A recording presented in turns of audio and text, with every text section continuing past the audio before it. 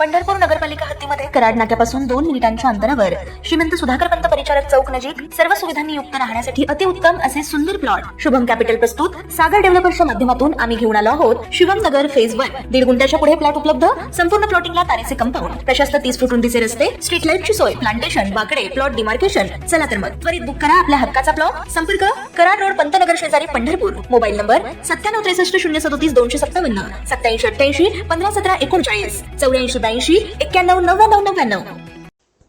आगामी महापालिका निवडणुकीआधी मराठवाड्यात ठाकरे गटाला मोठा धक्का बसलाय. कोकणातील माजी आमदार राजन साळवी यांच्यानंतर आता मराठवाड्यातील नेत्याने उद्धव ठाकरेंची साथ सोडली आहे. विधानसभा निवडणुकीवेळी ठाकरे गटात प्रवेश करून संजय शिरसाट यांच्या विरोधात निवडणूक लढवलेल्या राजू शिंदे यांनी ठाकरेंना जय महाराष्ट्र केलाय. राजू शिंदे हे ठाकरे गटाला जय महाराष्ट्र करत नवी राजकीय सुरुवात करण्याची शक्यता आहे. राजू शिंदे हे कोणत्या पक्षात जाणार हे स्पष्ट झालेलं नाही.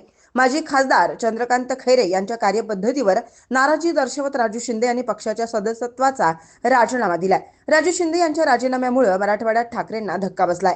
राजू शिंदे यांनी उद्धव ठाकरे यांना पत्र लिहून राजीनामा कळवलाय. राजू शिंदे यांनी पत्रात म्हटलं की मी आणि माझे सहकारी शिवसेना पक्षाचा राजीनामा देत आहोत.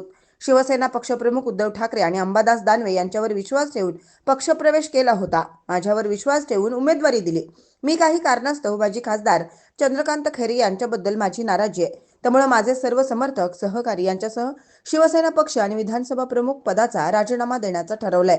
राजू शिंदे यांनी औरंगाबाद पश्चिम विधानसभा मतदारसंघात 2024 साली निवडणूक लढवली होती. त्या निवडणुकीत संजय शिरसाट यांनी 16,351 मतांनी त्यांचा पराभव केला होता.